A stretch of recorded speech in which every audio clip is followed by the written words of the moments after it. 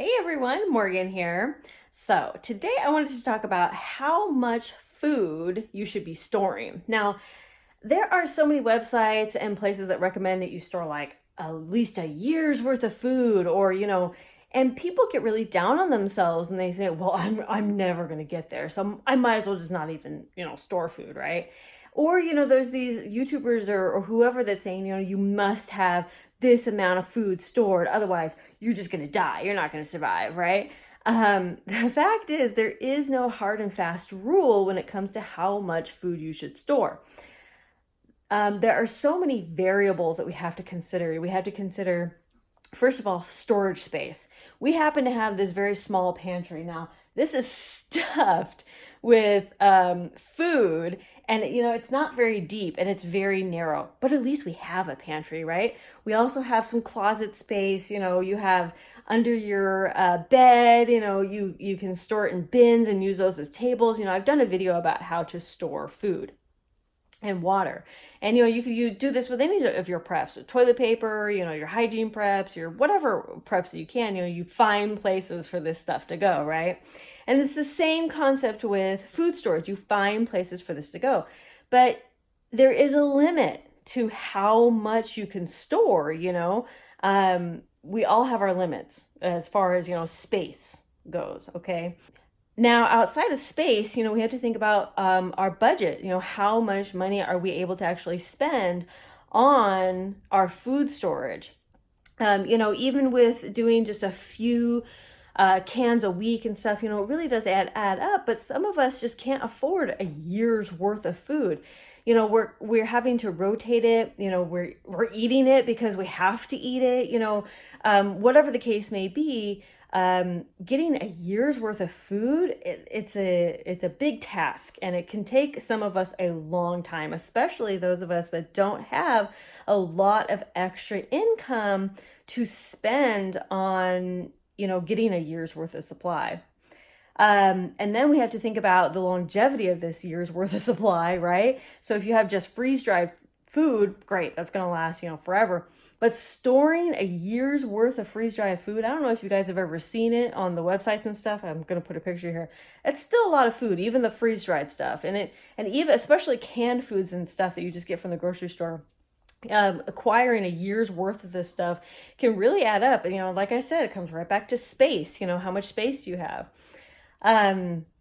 So it can take a while, and it depends on the type of food, that you're storing. If you're storing canned food stuff, yes, canned foods can last well after their expiration. Sometimes after, like 2, 3, 4, 5 years after the expiration, depending on how well it's stored. If it's stored indoors, nice cool place, there are no dents, it's never, been dropped, all that kind of stuff. Then the canned foods can last longer.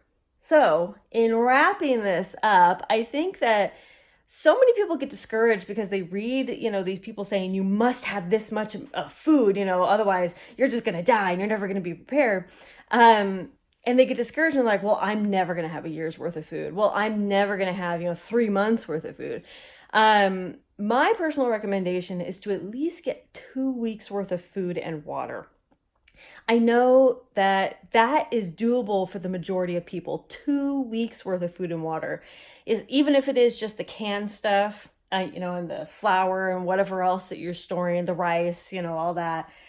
2 weeks worth of food is doable for the majority of people, even people living in small apartments, things like that.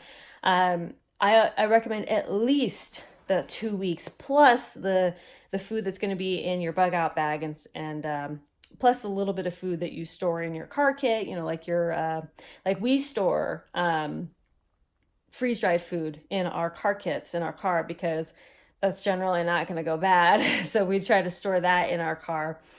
But, so there's food in a little bit of places, so you have your 2 weeks and then you have your 3 days worth of food in your bug out bag. And then you have your 3 days worth of freeze-dried food in your car kit. All of that can add up. That's, that's 6 plus, the 14 days or whatever. That's great, And a final consideration is family size. Our family has grown to 4, plus 2 dogs. So that's, food that we have to store for the dogs, food and water that we have to store for 4 people. Even though I have a newborn, she's going to be eating food eventually. So, that's another big consideration. The more family members or more people in your household that you're storing for, the more food that you have, that you're having to store and purchase and all that. So that's a big consideration. Storing food for one person for a year might sound super easy, but storing food for 4 people or more for a year, that can get a little more expensive, complicated, etc. But, obviously it can be done. It's just all considerations that we have to make. Plus, if you have any food for your work, or in any other bags, all this little stuff adds up. So what I'm saying is, don't get discouraged if you only have, 2 weeks worth of food, if you only have a few days worth of food, or, we can't all have, that year's worth of food. It's just not possible for a lot of us. If it is possible for you, that's fantastic. Get that year's worth of supplies. That's great. I've heard a lot of people saying that they have a year's worth of supply of food. That's fantastic. You have a bunker outside, you can store that year's worth of food. Great. Yeah, again, just don't get discouraged. There is no hard and fast rule, like I said, about how much food you have to store. You're storing food based on your budget, based on how, literally how you can store it in your home, and the water. Okay, so we're not just talking about food here, we're talking about the water. Rice requires water, so you have to drink water. So whenever we're talking about food, we're also talking about water. You have to store both of them, right? Or acquire water somehow. I guess you don't have to store water, but there needs to be a way that you can acquire it and purify it, or however else you're going to do it. And then, so, if you don't have a year's worth of food, well, how can we supplement it? Do you have a garden? Can you hunt the small game? Is there a nearby fishing place? Are you going to eat bugs? Do you have sprouts that you can grow? What are these things that you can do to extend the life of your food? I'm actually going to have a blog post coming up in the next couple weeks or so about a whole list of stuff that we can store, how much food, it adds up, like a 30-day, basically a food storage list. So watch out for that. Go to my website at roguepreparedness.com. Whole bunch of good stuff coming there anyway.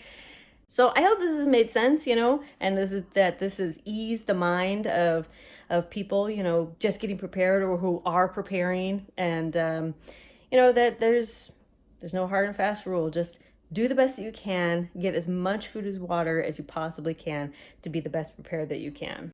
Thank you all so much for watching. Conquer tomorrow by preparing today. Talk to y'all tomorrow. Bye.